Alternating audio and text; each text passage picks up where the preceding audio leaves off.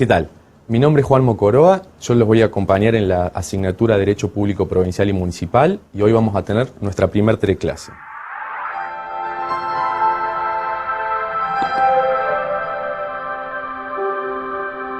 Básicamente, el Derecho Público Provincial y Municipal se dedica al estudio de las relaciones entre el Estado Nacional con los Estados provinciales.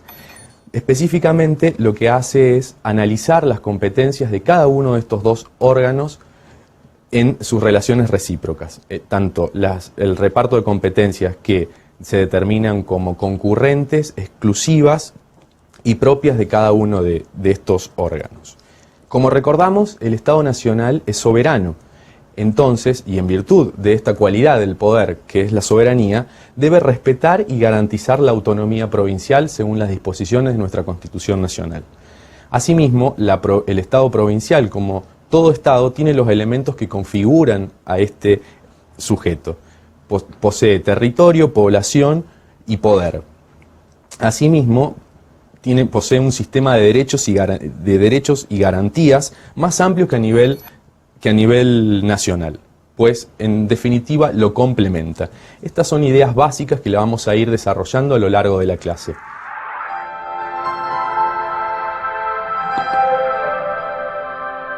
No obstante, debemos ser un poco más precisos cuando pensamos qué es el derecho público provincial, pues el derecho público provincial es la materia que vamos a estudiar y asimismo es el núcleo fundamental del derecho constitucional de las provincias.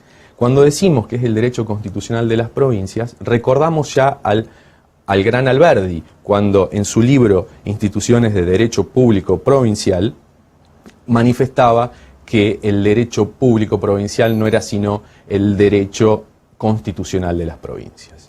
De esta forma, el derecho público provincial, repito, es aquella rama del derecho público que rige las instituciones que conforman un Estado provincial.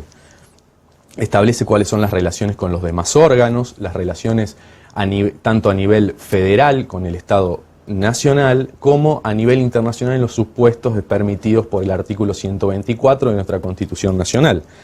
De la misma manera, se encarga de estudiar cada uno de los derechos y garantías que están establecidos en la Constitución provincial. Y por último, configura estas instituciones que rigen la vida institucional y política de un Estado.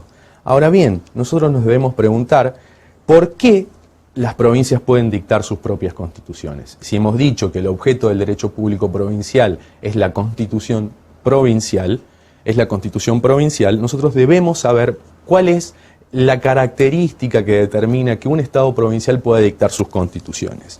Esta pregunta, que a prima facie parece sencilla, en realidad tiene un trasfondo histórico y teórico, jurídico, político muy, muy importante. Algo de esto vamos a ver en esta clase. Las provincias pueden dictar sus constituciones, lo sabemos. La pregunta con la que recién empezábamos es ¿por qué pueden hacerlo? La respuesta nos la va a otorgar nuestra propia Constitución Nacional. Recordemos el preámbulo, recordemos el artículo 1 de la Constitución Nacional, recordemos el artículo 5 de la Constitución Nacional y el artículo 122 de nuestro texto fundamental. Pensemos en el preámbulo que ya principia hablándonos de que la Constitución se determina por voluntad y elección de las provincias que lo conforman. Tengamos muy en cuenta el artículo 1 del texto fundamental cuando nos dice que Argentina adopta para sí la forma federal de Estado. La forma federal de Estado es lo que determina la posibilidad de que las provincias dicten sus propias constituciones. Ahora bien, nosotros estamos hablando que las provincias dictan sus propias constituciones. Se trata del ejercicio del poder constituyente. Se trata de un poder constituyente de segundo orden. El poder constituyente, como ustedes ya han estudiado en la asignatura de Derecho Constitucional, es la potestad que tiene el pueblo de darse sus propias instituciones jurídico-políticas fundamentales. Decimos que es de segundo orden porque el poder constituyente de primer orden es el que regula el Estado federal. Es la posibilidad de dictar una Constitución nacional o bien reformarla. Poder constituyente originario, recuerden, y poder constituyente derivado. Si decimos que se trata del poder constituyente de segundo orden, lo decimos porque estamos en un Estado federal. Tengamos en cuenta que el artículo 5 de la Constitución Nacional determina esto que hablábamos al principio de la teleclase. Determina que las provincias son autónomas, lo que quiere decir que dictan sus propias instituciones, autos y nomos. El prefijo, en este caso nomos, viene a decirnos de la posibilidad de dictar sus propias normas, regular sus propias instituciones. Y sin ninguna intervención del gobierno federal, sin ninguna intervención del gobierno federal. Esto deben recordarlo. Se dan sus propias instituciones, eligen sus propias autoridades, determinan las modalidades del sistema representativo republicano de cada una de ellas. Ahora bien, no pueden, por ser parte de un Estado federal, dictar sus constituciones como quieran sin respetar algunas cuestiones. Algunas de estas cuestiones nos habla el artículo 5 de la Constitución Nacional, que nos dice que las provincias al momento de dictar sus textos fundamentales deben asegurar el sistema de gobierno representativo y republicano. Deben garantizar un sistema de derechos que, como ustedes saben y algo ya hemos dicho, por lo general es mucho más amplio que el texto fundamental federal, o sea, la Constitución Nacional. Van mucho más allá las provincias al garantizar derechos. Son más generosas al momento de establecer estas facultades que poseen los individuos y los ciudadanos. También deben asegurar la administración de justicia y, por último, el régimen municipal. El trasfondo de cada una de estas competencias es el federalismo, ya lo hemos dicho. El federalismo es una forma de Estado junto con otras formas de Estado que son conocidas en los regímenes políticos. Estoy pensando, por supuesto, en el régimen unitario y en el régimen de confederación. Ustedes saben que se distingue, el criterio de distinción de las formas de Estado está pensado a partir de la distribución territorial del poder, no como la división de poderes, que se trata de una división funcional de los poderes, que lo que se determina es una atribución de competencias a cada uno de estos órganos, de los órganos que se conforman, Poder Judicial, Poder Ejecutivo y Poder Legislativo. La forma de Estado está pensada a partir de la distribución territorial del poder. Entonces, nosotros tenemos el federalismo. Hemos dicho que el trasfondo de todas estas competencias diferenciadas, tanto por el Estado provincial como para el Estado federal, es el federalismo. El federalismo supone la existencia de más de un centro territorial de poder. ¿Esto qué quiere decir? Quiere decir que cada uno de ellos, de estos centros de poder, tienen una capacidad normativa propia, cada uno de ellos. Esta capacidad normativa propia quiere decir que se pueden dictar cada uno sus instituciones en un ámbito competencial específico. En cada una de sus órdenes de competencias, tanto el Estado federal como el Estado provincial han de dictar sus normas. No existe subordinación de parte de las provincias con respecto al Estado federal, por lo que hay cooperación y coordinación. ¿Hacia qué hay coordinación y cooperación? Son metas comunes, lograr el bien común, los valores que el preámbulo de la Constitución Nacional determina como objetivos de esta comunidad política. Son esas metas, esos valores, esos destinos a los que quiere llegar esta comunidad política, repito, lo que determinan que las relaciones sean de coordinación y coordinación y cooperación. Las relaciones propias de subordinación están determinadas al texto constitucional. Es en virtud de este pacto federal que implica la Constitución que tanto las provincias como el Estado federal deben subordinarse a sus principios. Esta es la regla que dimana del artículo 31 de la Constitución Nacional al momento de establecer el bloque federal de constitucionalidad. Ahora bien, el federalismo, como dijimos, establece un doble nivel decisorio. Estado federal por un lado, Estado provincial por el otro. Ambos poseen competencias y atribuciones específicas propias. Ahora bien, el Estado federal hay algo que mantiene. El Estado federal, en cuanto a Estado nacional, en virtud del federalismo, hay algo que mantiene y que es lo que permite que nosotros estemos pensando en un Estado federal y no en otros regímenes políticos. Recordemos que el Estado federal mantiene la soberanía. Es esa cualidad del poder que le permite imponer el derecho, tanto a nivel interno como a nivel internacional. Permite que se relacione con los miembros de la comunidad internacional. Es por eso un Estado soberano. Ahora bien, las provincias no son Estados soberanos. Han perdido la soberanía, la han delegado en virtud del texto constitucional. en virtud del texto constitucional, las provincias delegan la soberanía y se reservan autonomía, que es algo que ya hemos dicho antes. Ahora bien, como estamos hablando de un federalismo y no de un régimen de confederación, cada uno de estos estados pierden competencias que mantendrían si fuesen estados soberanos. Básicamente pierden dos competencias. Al dejar de ser soberanos, pierden la posibilidad de nulificar un tratado, que es el elemento característico de una confederación, y pierden el derecho de secesión. ¿Qué quiere decir esto? No pueden separarse. Se trata de una unión indestructible, la del federalismo, por el propio texto constitucional. Las provincias, a diferencia del régimen unitario, al descentralizar el poder del federalismo, mantienen la autonomía. Pueden dictar sus propias constituciones, que es lo que nos ocupa en esta asignatura. Poseen el poder efectivo de organizar sus gobiernos, de dictar su propia constitución, de establecer sus propias autoridades, elegirlas con la mayor independencia del gobierno federal, que no puede intervenir en cada uno de sus asuntos internos. Existe un solo supuesto político constitucional por el cual las provincias pueden llegar a ser intervenidas por el Estado federal. Me estoy refiriendo, como es obvio, al artículo 6 de la Constitución Nacional, cuando nos habla sobre la intervención federal, instituto que en nuestra historia ha sido avasallado y ha sido tergiversado. Recordemos que la institución federal es una garantía de las provincias. Es una garantía que si se respeta el pacto federal, el Estado federal no va a intervenir en sus asuntos internos. Ahora bien, si las provincias no respetan las instituciones fundamentales del artículo 5 de la Constitución Nacional, el Estado federal puede, en ese caso, intervenir en sus asuntos internos.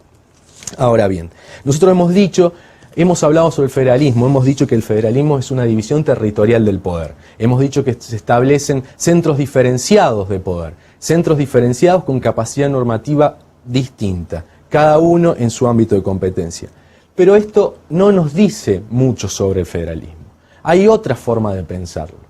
Yo creo que sería conveniente que lo pensemos al federalismo a partir de esta definición que hemos dado, pero también pensarlo a partir de una situación dicotómica, de la posibilidad de comprenderlo, ya sea como una técnica exclusiva de división del poder o como un ideario. Las consecuencias de interpretarlo de esta forma son trascendentes. ¿Por qué? Porque si nosotros pensamos el federalismo como una técnica, consideramos sola y exclusivamente como una racionalidad para dividir el poder en base territorial. Ahora, cuando nosotros concebimos el federalismo como un ideario, vamos mucho más allá, es mucho más lo que le pedimos al federalismo, son muchas más las exigencias que pedimos del federalismo, es mucho más profundo el compromiso que el federalismo tiene con los rasgos identitarios de una comunidad política y que hacen a su porvenir.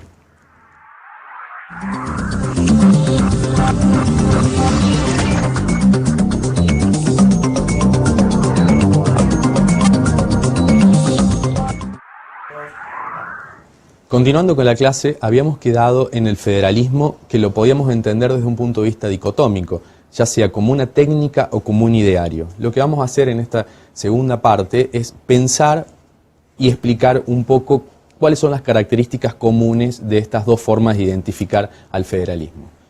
En primer lugar, vamos a analizar el federalismo como técnica.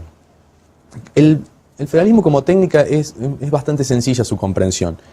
Se trata de una estrategia plausible para el logro de un correcto manejo de la cosa pública. Es decir, ¿qué es el federalismo? Es una técnica. Quiere decir que es una técnica, es un medio para lograr algo, única y exclusivamente. Es una herramienta, no es otra cosa. Es una herramienta que está basada en una forma de distribución del poder con base territorial, se distribuyen las competencias y se ha de considerar que es una decisión racional. ¿Por qué? Pues eligen un medio adecuado para llegar a fines específicos. No es mucho lo que se le está exigiendo al federalismo en estos términos y cuando se lo concibe de este modo. El origen de esta forma de concebir el federalismo lo podemos encontrar en Estados Unidos. Al momento de establecer la Constitución de los Estados Unidos, se pensó en el federalismo de esta forma. lo que se debía hacer era resolver un problema territorial, un problema que estaba basado en una gran extensión de territorio. Cómo distribuir el poder en cada uno de esos espacios, de esos órganos, de esos sujetos que debían surgir, fue la forma que se eligió. Por eso insisto que se trató de una decisión racional, llegar a una finalidad a través de un medio adecuado, que este medio adecuado era la técnica federal. Ahora bien, no es la única forma de concebir al federalismo. Existe otra, y que ya la habíamos analizado, que es el federalismo como ideario. El federalismo como ideario va mucho más allá, como ya les había comentado. Se trata de una expresión de anhelos, en última instancia. Es un legado histórico, un rasgo de identidad, es una manifestación cultural. Por eso, no se limita al establecimiento de ciertas reglas para llegar a fines, para poder lograr esos fines. No es un instrumento, es mucho más que eso. Es una expresión ideal, es un sentimiento. Es cuando el pueblo está consustanciado con el mantenimiento y la plena vigencia del federalismo. Hace al sentir de cada uno de estos pueblos. Esta forma de verlo al federalismo, yo entiendo que marca nuestra historia. Pues, si nos preguntásemos cuál es la técnica, o sea, cuál de estas dos visiones del federalismo es la que se ha adoptado en nuestro país, no dudaría en considerar que se trata del federalismo como ideario. ¿Por qué? Hay que recordar que ya en el Cabildo Abierto del 22 de mayo de 1810 surge la primera expresión del federalismo. Esa primera expresión que implicaba el derecho de las provincias a determinar sus propias instituciones y regir sus destinos. Cada uno de estos anhelos jalona nuestra historia desde tiempos remotos. Las luchas por lograr la Constitución Nacional está determinada por estas dificultades propias del federalismo. Estas dificultades propias de un anhelo, del anhelo federal. Ahora bien, el federalismo como ideario, si es un rasgo identitario de esta comunidad política, exige mucho de parte de los ciudadanos y mucho de parte de las autoridades. A decir verdad, hace años que en nuestro país el ideario federal se ha perdido. Es común que nosotros asistamos a intervenciones federales que no respetan los presupuestos de la Constitución Nacional. Es común que nosotros veamos a gobernadores que lo que hacen es solicitar dinero al gobierno federal. Eso está en contra de los presupuestos basales de nuestra forma de ver el federalismo, nuestra forma de concebir este ideario federal. El avasallamiento de las autonomías provinciales, al que estábamos haciendo referencia en último término, en definitiva implica un perjuicio a los derechos individuales de los individuos. Pensemos que lo que habíamos hablado al comienzo, el Estado provincial es autónomo, y entonces, en virtud de esta autonomía, establece un sistema de derechos, declaraciones y garantías. Hemos dicho también que este sistema de declaración de derechos y garantías es más amplio que a nivel federal. Tengamos en cuenta, por ejemplo, que la Constitución de Córdoba posee un conjunto y un sinnúmero de derechos no consagrados constitucionalmente a nivel federal. No obstante, muchas de las cláusulas del constitucionalismo provincial tuvieron recogidas a nivel federal al momento de reformar la Constitución de 1994. Estoy pensando en casos muy particulares, como fue el amparo, como es el habeas data, todos derechos y garantías que tuvieron su primera expresión normativa en una constitución provincial y que no estaban reconocidos a nivel nacional. Estos derechos y garantías, que son más amplios que a nivel federal, determinan una posibilidad de acción más amplia de parte del individuo. Bueno, recapitulando, nosotros podemos tener en cuenta que lo que hemos estudiado en este primer módulo es la configuración del Estado federal. Así vimos que la existencia de dos órganos diferenciados de poder, por un lado el Estado nacional y por otro el Estado provincial. Deben recordar y deben tener muy en cuenta que el Estado nacional es soberano, cualidad del poder y cualidad de la que carecen el Estado provincial. El Estado nacional, en cuanto a Estado soberano, debe garantizar y respetar la autonomía provincial consagrada en el artículo 5 de la Constitución Nacional. Deben recordar cuáles son las cualidades que establece el artículo 5 de la Constitución a los fines de que se pueda respetar la garantía federal. Asimismo, recuerden estudiar en forma precisa la intervención federal, no como un supuesto abusivo, de ejercicio abusivo de intervención por parte del Estado, sino como una garantía a los fines del ejercicio autónomo de parte de las provincias en el correcto funcionamiento de sus instituciones. También deben recordar el reparto de competencias a nivel federal, la existencia de competencias delegadas por las provincias al Estado federal, que son única y exclusivamente las que encontramos en la Constitución Nacional. Están numeradas y son precisamente ellas. Asimismo, recuerden que el Estado provincial posee competencias que son específicas, son propias, como las que figuran las que podemos encontrar a partir del artículo 75, inciso 12 de la Constitución Nacional. Esto es, la posibilidad de dictar sus propios códigos de procedimiento y aplicar los códigos de fondo. Asimismo, existen posibilidades de competencias concurrentes. Recuerden las competencias concurrentes en materia impositiva, que ya lo vamos a ver más adelante. El Estado provincial, en cuanto a Estado autónomo, ya lo hemos visto, debe organizar sus propias instituciones en base a lo dispuesto por la Constitución Nacional. Todas estas son las cuestiones que vamos a ver en esta materia.